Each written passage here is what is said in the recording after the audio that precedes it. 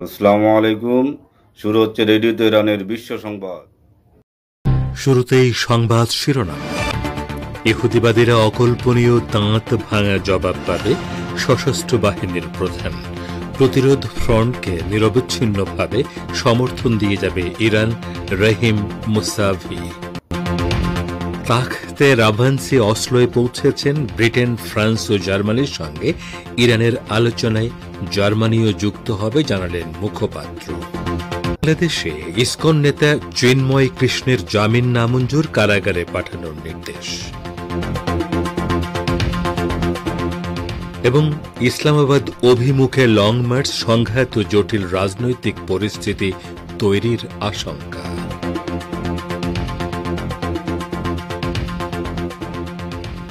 আসসালামু আলাইকুম। এতক্ষণ গুরুত্বপূর্ণ সংবাদ শিরোনাম শুনলেন। এবারে বিস্তারিত বিশ্ব সংবাদে আপনাদের স্বাগত জানাচ্ছি। আমি গাজী আব্দুর রশিদ। ইরানের সশস্ত্র বাহিনীর chief of staff major general Mohammad Bagheri বলেছেন, ইরানের প্রতিরক্ষা নীতি প্রতিরোধমূলক এবং যে কোনো আগ্রাসনের দাঁত ভাঙা জবাব দেওয়ার পক্ষে। উপযুক্ত সময়ে শত্রু হুমকি মোকাবেলা করার বিষয়টি প্রতিরক্ষা নীতিতে গুরুত্ব পেয়েছে। ইরানের সশস্ত্র বাহিনীর প্রধান মেজর জেনারেল মোহাম্মদ বাকেরি সামরিক কমান্ডারদের এক সমাবেশে জোর দিয়ে বলেন, ইহুদিবাদী ইসরায়েল ইরানের বিরুদ্ধে আগ্রাসনের মাধ্যমে ইসলামী প্রজাতন্ত্রের রেড লাইন লঙ্ঘন করেছে। পার্স টুডে এসব তথ্য জানিয়েছে। মেজর জেনারেল বাকেরি আরও বলেছেন, ইহুদিবাদীদের জানা উচিত ছিল ইসলামী প্রজাতন্ত্র ইরানের সশস্ত্র বাহিনী নীতি, নৈতিকতা ও ধর্মীয় শিক্ষার উপর প্রতিষ্ঠিত এবং আন্তর্জাতিক আইনের ভিত্তিতে ভৌগোলিক অখণ্ডতা রক্ষায় দৃঢ় প্রতিজ্ঞ। ইরানের সশস্ত্র বাহিনী শত্রু জবাব দেওয়ার ক্ষেত্রে যেমন তাড়াহুড়ো করে না, তেমনি বিলম্বও করে না। সঠিক সময়ে সাহসিকতার সঙ্গে আগ্রাসীদেরকে নিখুঁত ও ভিন্নধর্মী জবাব দেওয়া হবে, যাতে তারা অনুশোচনা করতে বাধ্য হয়। এদিকে ইরানের সেনা প্রধান major general Abdur Rahim Musavi বলেছেন, বর্ণবাদী ইসরায়েল সরকারের আগ্রাসনের মোকাবেলায় প্রতিরোধ ফ্রন্টকে তাদের বৈধ ও ন্যায়সঙ্গত লড়াইয়ে নিরবচ্ছিন্নভাবে সমর্থন দিয়ে যাবে ইরান। জেনারেল মুসাভি তেহরানে এক অনুষ্ঠানে বলেছেন, গাজা যুদ্ধ পরবর্তী সময়ে জন্য ইহুদিবাদী ইসরায়েলের কাছে কোনো পরিকল্পনা নেই। তিনি বলেন, গাজা যুদ্ধ শুরু হওয়ার এক বছরেরও বেশি সময় পর এখন ইসরায়েল একটি চরম অচল অবস্থার মুখে পড়েছে। নতুন নতুন চ্যালেঞ্জের মুখে পড়ার কারণে দখলদার সরকার যুদ্ধ পরবর্তী সময়ের জন্য কোনো পরিকল্পনা তুলে ধরতে পারছে না। ইরানের সেনাপ্রধান বলেন, প্রতিরোধ ফ্রন্ট এখনও পূর্ণ শক্তিতে বিদ্যমান এবং তারা বিগত এক মাসে ইহুদিবাদী সরকারকে বড় ধরনের আঘাত করেছে। তিনি আরও বলেন, আগ্রাসী ও দাম্ভিক শত্রুদের বিরুদ্ধে প্রতিরোধ ফ্রন্ট হচ্ছে প্রধান রক্ষা কবচ। জেনারেল মুসাভি বলেন, প্রতিরোধ শুধু সামরিক খাতে সীমাবদ্ধ নয়, বরং এটির মধ্যে শক্তি ও ক্ষমতার সবগুলো উপাদান বিদ্যমান। তিনি বলেন, গত বছরের আলাক্সা তুফান অভিযানের নেতৃত্ব দিয়েছে হামাস এবং সেটি ছিল একটি গুরুত্বপূর্ণ টার্নিং পয়েন্ট। ওই অভিযোগের ফলে ইসরায়েলের পশ্চিমা শাসক গোষ্ঠীগুলোর মধ্যে দ্বিধা বিভক্তি দেখা দেয়। ইহুদিবাদী ইসরায়েলের বিরুদ্ধে একটি নির্দিষ্ট দিনে রেকর্ড সংখ্যক হামলা চালিয়েছে লেবাননের ইসলামী প্রতিরোধ আন্দোলন হিজবুল্লাহ।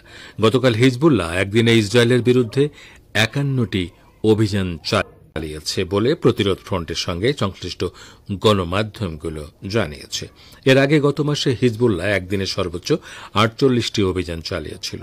সোমবার হিজবুল্লাহ নিক্ষিপ্ত ক্ষেপণাস্ত্রগুলো ইসরায়েলের 150 কিলোমিটার গভীরে গিয়ে আশদোদ নৌঘাঁটিতে আঘাত হানে। এছাড়া তেলাবিবের দক্ষিণে অবস্থিত পালমাচিম সেনা ঘাঁটিতেও হিজবুল্লাহর ক্ষেপণাস্ত্র পৌঁছাতে সক্ষম হয়।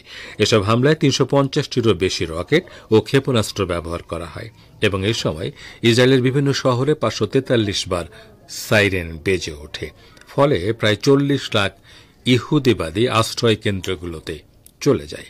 এসব রকেট ও ক্ষেপণাস্ত্রের আঘাতে ইসরায়েলের জানমালের ব্যাপক ক্ষয়ক্ষতি হয়, যদিও সেসব ক্ষতির বিবরণ তেলাবিব প্রকাশ করেনি।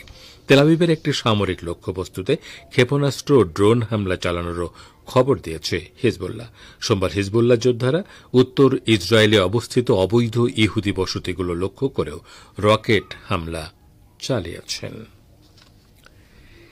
ইরানের বেসামরিক পরমাণু কর্মসূচি সহ আরও কিছু ইস্যুতে ব্রিটেন, ফ্রান্স ও জার্মানির সঙ্গে তেহরানের আলোচনায় জার্মানিও যুক্ত হবে বলে ঘোষণা করেছে। জার্মান পররাষ্ট্র মন্ত্রণালয়ের মুখপাত্র ক্রিশ্চিয়ান ওয়াগনার রাজধানী বার্লিনে এক সংবাদ সম্মেলনে বলেছেন, ইরানের পরমাণু ইস্যুর পাশাপাশি আরও কিছু বিষয় নিয়ে সম্ভাব্য আলোচনায় জার্মানি যোগ দেবে বলে আমি নিশ্চিত করছি। তবে তিনি সম্ভাব্য এ আলোচনার সময় বা স্থান জানাননি।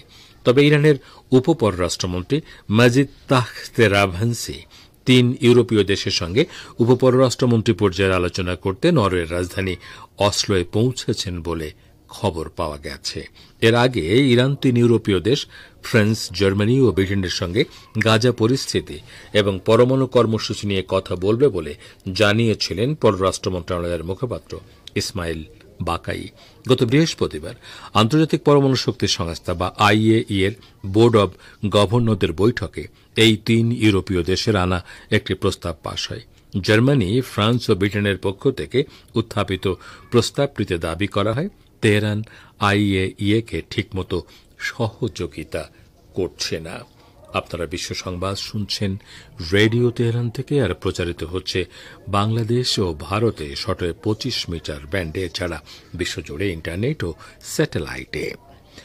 রাষ্ট্রদ্রোহের মামলায় গ্রেপ্তার বাংলাদেশের সম্মিলিত সনাতনী জাগরণ জোটের মুখপাত্র ও পুণ্ডরিক ধামের অধ্যক্ষ চিন্ময় কৃষ্ণ দাস ব্রহ্মচারীর জামিন আবেদন নামঞ্জুর করে কারাগারে পাঠানোর নির্দেশ দিয়েছেন দেশটির আদালত।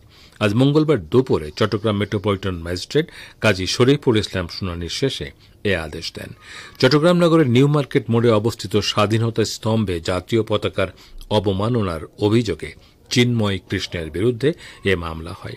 নগর পুলিশের অতিরিক্ত উপকমিশনার মফিজুর রহমান বলেন, জামিনের আবেদন করা হলে আদালত নামঞ্জুর করেন। মফিজুর রহমান আরও বলেন, আসামি পক্ষের আইনজীবীদের আবেদনের পরিপ্রেক্ষিতে আদালত ডিভিশনের আদেশ দেন। একই সঙ্গে চিকিৎসা ও ধর্মীয় রীতিনীতি পালনে যাতে কোনো অসুবিধা না হয়, কারাবিধি অনুযায়ী সে ব্যবস্থা নিতে জেল সুপারকে নির্দেশ দেন। ভারতের মহারাষ্ট্রের মুখ্যমন্ত্রী পদ থেকে ইস্তফা দিয়েছেন একনাথ শিন্ডে। তবে নতুন মুখ্যমন্ত্রী শপথ না নেওয়া পর্যন্ত অস্থায়ীভাবে তিনিই মুখ্যমন্ত্রী থাকবেন। পাকাপাকিভাবে ফের মুখ্যমন্ত্রীর কুর্সি তিনি ফিরে পাবেন কিনা তা অবশ্য স্পষ্ট নয়। তবে তার দলের নেতা এবং কর্মী সমর্থকরা শিন্ডেকেই ফের মুখ্যমন্ত্রী করার দাবি তুলেছেন। এ পরিস্থিতিতে বিজেপি কি পরিকল্পনা নিয়ে এগোচ্ছে তা এখনো স্পষ্ট নয়। সংবাদ সংস্থা পিটিআই একটি সূত্রকে উদ্ধৃত করে জানিয়েছে, বিজেপি পরবর্তী মুখ্যমন্ত্রী বেছে নেওয়ার ক্ষেত্রে ধীরে চলো নীতি নিয়ে এগোতে চাইছে। সেক্ষেত্রে প্রথমে সম্ভাব্য মন্ত্রিসভা গঠন করা হবে। শরিক দলগুলোর মধ্যে দপ্তর বণ্টন করার পর পরবর্তী মুখ্যমন্ত্রী বেছে নেওয়া হবে। সোমবার সন্ধ্যায় হঠাৎ দিল্লি যান বিজেপি নেতা দেবেন্দ্র ফড়নবিস। বিজেপির একটি সূত্র মারফত দাবি করা হয়, সরকার গঠনের বিষয়ে দলের কেন্দ্রীয় নেতৃত্বের সঙ্গে কথা বলতেই মুম্বাই থেকে দিল্লি উড়ে গেছেন ফড়নবিস।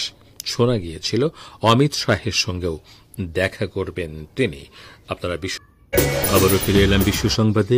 পাকিস্তানে সরকার এবং বিরোধী দলগুলো মুখোমুখি অবস্থানে এসে দাঁড়িয়েছে। সাবেক প্রধানমন্ত্রী ইমরান খানের সমর্থকরা ইসলামাবাদে একটি বড় মিছিল করার প্রস্তুতি নিচ্ছে। অন্যদিকে রাজধানীতে সরকার ও নিরাপত্তা সংস্থাগুলো বিক্ষোভকারীদের মোকাবেলা করতে এবং যেকোনো মিছিল সমাবেশ বন্ধ করার প্রস্তুতি নিচ্ছে বলে বলা হচ্ছে। রাজধানী ইসলামাবাদ শহর গত 3 দিন ধরে নিশ্ছিদ্র সামরিক দুর্গে পরিণত হয়েছে এবং যেকোনো অবৈধ আন্দোলন ও মিছিল প্রতিরোধ করতে হাজার হাজার দাঙ্গা বিরোধী বিশেষ ইউনিট এবং গোয়েন্দা সংস্থাগুলোকে শহরের ভেতরে ও বাইরে মোতায়েন করা হয়েছে। পাকিস্তান তেহরিকে ইনসাফ পার্টির নেতা ইমরান খান এবং তার দল এখনও বিশ্বাস করে যে তাদের সরকারকে ষড়যন্ত্রের মাধ্যমে এবং আমেরিকার সহযোগিতায় ক্ষমতা থেকে সরানো হয়েছিল এবং ইমরান খানকে অন্যায়ভাবে কারারুদ্ধ করা হয়েছে। যদিও ইমরান খানকে পাকিস্তানের প্রধানমন্ত্রীর পদ থেকে অপসারণ করার পর কয়েক বছর অতিক্রান্ত হয়েছে এবং এখন তিনি নিজের এবং তার দলের মর্যাদা পুনরুদ্ধার করতে চাইছেন।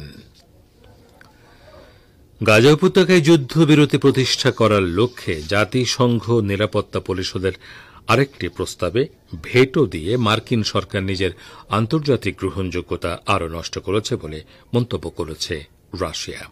নিরাপত্তা পরিষদের 10 অস্থায়ী সদস্য দেশের তৈরি করা প্রস্তাবটিতে আমেরিকা ভেটো দেওয়ার পর সোমবার জাতিসংঘে নিযুক্ত রাশিয়ার উপরাষ্ট্রদূত দিমিত্রি পোলিসিংকি মন্তব্য করেন। তিনি বলেন, জাতিসংঘের সাধারণ ও নিরাপত্তা পরিষদের বেশিরভাগ সদস্য দেশের মতামতের বিপক্ষে গিয়ে আমেরিকা তার ভেটো ক্ষমতা প্রয়োগ করেছে। রাশিয়ার এই সিনিয়র কূটনীতিক বলেন, জাতিসংঘ নিরাপত্তা পরিষদের মধ্যপ্রাচ্য বিষয়ক কাজে বাধা সৃষ্টি করার এই প্রচেষ্টার ফলে মার্কিন যুক্তরাষ্ট্রের বর্তমান প্রশাসন নিজের গ্রহণযোগ্যতায় যে কলঙ্ক কালিমা লেপন করেছে তা কখনো মুছে যাবে না। তবে আমেরিকার বাধা সত্ত্বেও গাজা উপত্যকায় ভয়াবহ রক্তপাত বন্ধ করার জন্য রাশিয়া চেষ্টা চালিয়ে যাবে বলেও তিনি প্রত্যয় জানান। এদিকে জাতিসংঘে নিযুক্ত চীনের স্থায়ী প্রতিনিধি ফু কং অবিলম্বে গাজা উপত্যকায় নিঃশর্ত যুদ্ধবিরতি প্রতিষ্ঠা করার আহ্বান জানিয়েছেন। মার্কিন মধ্যস্থতায় লেবানন এবং ইহুদিবাদী ইসরায়েল যুদ্ধবিরতি চুক্তি শর্তের ব্যাপারে একমত হয়েছে বলে খবর বেরিয়েছে। আমেরিকার কয়েকজন সরকারি কর্মকর্তা এবং ইসরায়েলি সূত্র মার্কিন নিউজ ওয়েবসাইট এক্সিওসকে জানিয়েছে চুক্তি প্রায় চূড়ান্ত হয়ে গেছে। তারা বলেছেন, আমরা মনে করি আমাদের হাতে একটি চুক্তি আছে, আমরা একেবারেই গোল লাইনে রয়েছে, কিন্তু আমরা তা এখনো পাশ করতে পারিনি। মঙ্গলবার ইসরায়েলি মন্ত্রিসভায় চুক্তিটি অনুমোদন করতে হবে এবং তার আগ পর্যন্ত যেকোনো কিছুই ভুল হতে পারে। মার্কিন প্রেসিডেন্ট জো বাইডেনের শীর্ষ পর্যায়ের উপদেষ্টা অ্যামোস হোসেস্টিন বলেন, তিনি মনে করেন শীঘ্রই লেবাননে যুদ্ধবিরতি হবে। এছাড়া ইসরায়েল নিযুক্ত মার্কিন রাষ্ট্রদূত গতকাল বলেছেন, কয়েকদিনের মধ্যেই যুদ্ধবিরতি চুক্তিতে পৌঁছানো যেতে পারে। এদিকে লেবাননের 4 জন শীর্ষ কর্মকর্তা বলেছেন, ধারণা করা হচ্ছে মার্কিন প্রেসিডেন্ট জো বাইডেন এবং ফ্রান্সের প্রেসিডেন্ট ইমানুয়েল ম্যাক্রন আজ যুদ্ধবিরতি চুক্তির ঘোষণা দেবেন। তবে এ ব্যাপারে হিজবুল্লাহর পক্ষ থেকে এখনও কোনো মন্তব্য করা হয়নি। গত বুধবার হিজবুল্লাহ মহাসচিব শেখ নাইম কাসেম বলেছিলেন, তারা মার্কিন সরকারের তৈরি করা যুদ্ধবিরতি প্রস্তাবের খসড়া পর্যালোচনা করে এ ব্যাপারে তাদের মতামত দিয়েছেন। এবারে আমন্ত্রণ জানাচ্ছি সংবাদ ভাষ্যের অনুষ্ঠান দৃষ্টিপাতে। পাকিস্তানে ইমরান খানের দলের নেতৃত্বে সরকার বিরোধী বড় সমাবেশকে ঘিরে সরকার ও বিরোধী দলগুলো এখন মুখোমুখি অবস্থানে। সরকার কঠোর অবস্থান নেয়, দেশটির রাজনৈতিক পরিস্থিতি আরও জটিল হওয়ার আশঙ্কা রয়েছে। এ সম্পর্কে এখন রয়েছে আমাদের ভাষ্যকারের একটি পর্যালোচনা, পড়ে শোনাচ্ছেন সহকর্মী ফ্রেজওয়ান হোসেন। পাকিস্তানে সরকার এবং বিরোধী দলগুলো মুখোমুখি অবস্থানে এসে দাঁড়িয়েছে। সাবেক প্রধানমন্ত্রী ইমরান খানের সমর্থকরা ইসলামাবাদে একটি বড় মিছিল করার প্রস্তুতি নিচ্ছে। অন্যদিকে রাজধানীতে সরকার ও নিরাপত্তা সংস্থাগুলো বিক্ষোভকারীদের মোকাবেলা করতে এবং যেকোনো মিছিল সমাবেশ বন্ধ করার প্রস্তুতি নিচ্ছে।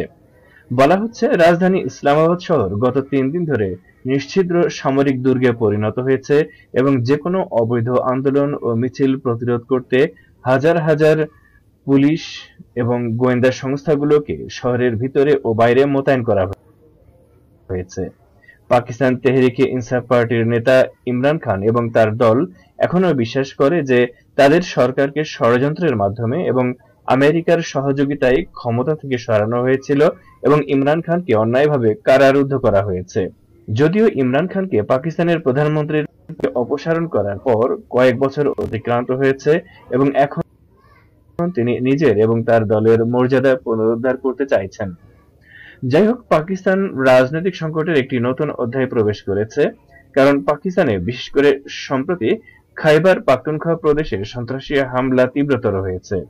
এর অর্থ দাঁড়াচ্ছে, পাকিস্তান যে উন্নয়নের পথে হাঁটা শুরু করেছে এবং বিদেশি পুঁজি বিনিয়োগ আকৃষ্ট করার চেষ্টা করছে, সেই পাকিস্তান বর্তমানে গভীর রাজনৈতিক ও নিরাপত্তা সংকটের সম্মুখীন। এদিকে যে কোনো অস্থিরতা মোকাবেলার জন্য ইসলামাবাদ শহর ও এর আশেপাশের এলাকাগুলোতে টানা দ্বিতীয় দিনের মতো ইন্টারনেট ও মোবাইল ফোন বন্ধ রয়েছে। ইসলামাবাদ শহরের দিকে যাওয়ার সমস্ত রাস্তা এবং শহরের মধ্যে যোগাযোগের সব পথ বন্ধ রয়েছে।